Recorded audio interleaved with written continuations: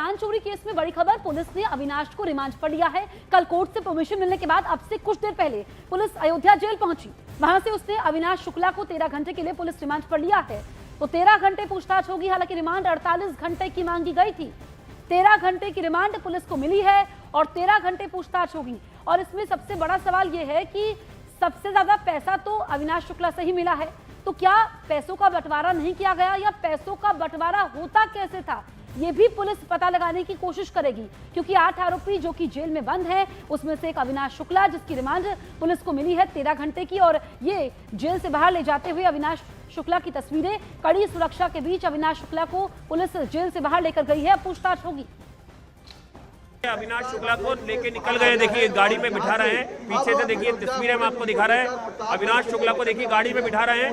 ये देखिए सीधी तस्वीरें बिठा रहे हैं। पुलिस को मिली है और यहाँ से पुलिस की टीम देखिए गाड़ी के अंदर बिठा रहे हैं। देखिए और जो खुद सीओ है वो भी देखिए यहाँ पर आशुतोष तिवारी देखिए, ये देखिए खुद ये आईओ मौजूद है, जांच अधिकारी हम देख रहे हैं। और देखिए अब अविनाश शुक्ला को लेके निकल रहे हैं यहाँ से। 13 घंटे में इससे पूछताछ की जाएगी। चंदा चोरी मामले का एक बड़ा चोर जो है वो अब 13 घंटे अयोध्या पुलिस की कस्टडी रहेगा। तो सीधे देखिए ये तस्वीरें हम आपको दिखा रहे हैं, सीधे ये तस्वीरें हम आपको दिखा रहे हैं। देखिए यहाँ पर ये गाड़ी से लेके निकल गए। देखिए ये यूपी 32 BG 4127। तो देखिए सीधी तस्वीरें हम दिखा रहे हैं। 13 घंटे तक जो है अब इस पूरे मामले में जो आरोपी अविनाश शुक्ला है उससे अयोध्या पुलिस पूछताछ करेगी। तो ये सीधी तस्वीरें हम आपको दिखा रहे हैं।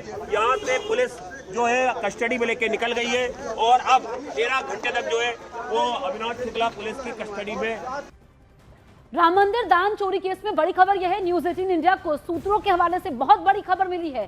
सूत्रों के मुताबिक चोरी का पता पहली बार फरवरी महीने में लगा था। काउंटिंग टीम के ही एक सदस्य ने इंचार्ज सुभाष श्रीवास्तव को जाकर बताया था कि काउंटिंग के समय पैसे चोरी किए जा रहे हैं। तो पहली बार फरवरी महीने में चोरी का पता लगा था।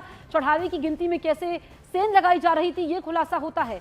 और काउंटिंग टीम की मेंबर ने इंचार्ज को जाकर के ये जानकारी दी थी कि चढ़ावे के में चोरी हो रही है। शिकायत के बावजूद कोई सख्त कार्रवाई नहीं हुई। ये बड़ा सवाल है कि जब जानकारी मिल गई थी फरवरी महीने में ही, उसके बाद वहां पर कार्रवाई क्यों नहीं होती है। और जो यहाँ पर जिन लोगों को जिम्मेदारी सौंपी गई थी कैश काउंटिंग की, उनको एक्सपीरियंस नहीं था और उनको रखा गया। ऐसे में उनके पास से जो प्रॉपर्टीज के बारे में खुलासा हुआ है, किस तरीके से रिश्तेदारों के खातों में पैसे ट्रांसफर किए गए।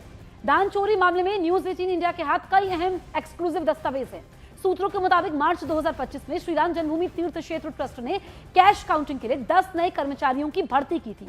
अब ये सब कैसे हुआ, जरा वो समझिए। देखिए, चंपत राय ने जो है वो कर्मचारियों की नियुक्ति का जिम्मा अनिल मिश्रा को दिया था।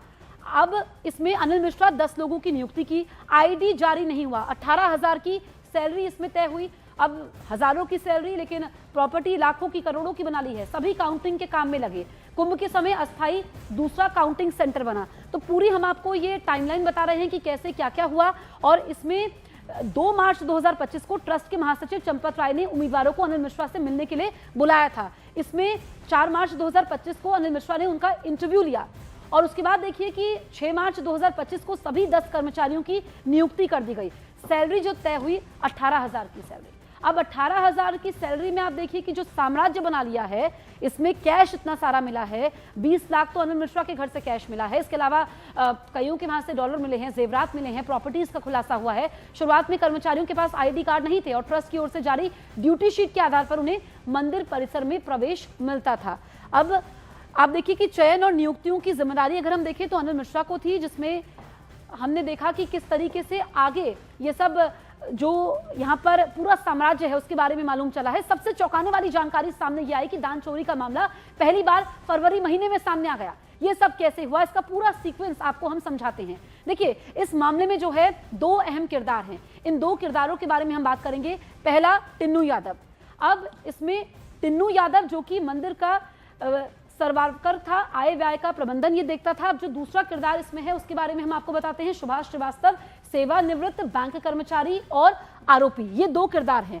सुभाष श्रीवास्तव बैंक का सेवानिवृत्त कर्मचारी है, आरोपी भी है। ये दान की काउंटिंग प्रक्रिया का इंचार्ज था। इनके बारे में अब आप देखिए कि दान पेटियों से कैश निकलवाने की जिम्मेदारी भी थी। कैश को काउंटिंग रूम तक पहुंचवाता था, ये जिम्मेदारी थी। तो 2 ये यहाँ पर अहम किरदार है।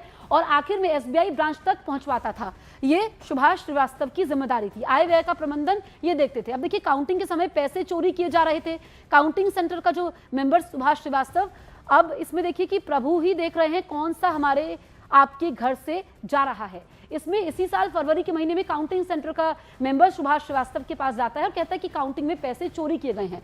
इनको जानकारी दी जाती है कि चोरी हो रही है। इस पर सुभाष श्रीवास्तव ने कहा कि प्रभु देख ही रहे हैं कौन सा हमारे आपके घर से जा रहा है। आप ये समझिए, यानी कि शुरुआत में ही अगर कार्रवाई की गई होती, इसीलिए सवाल खड़े हुए कि शुरुआत में जब आपको जानकारी दी गई तो फिर आपने कदम क्यों नहीं उठाए, आपने कार्रवाई क्यों नहीं की। फरवरी में ही चोरी का खुलासा हुआ था।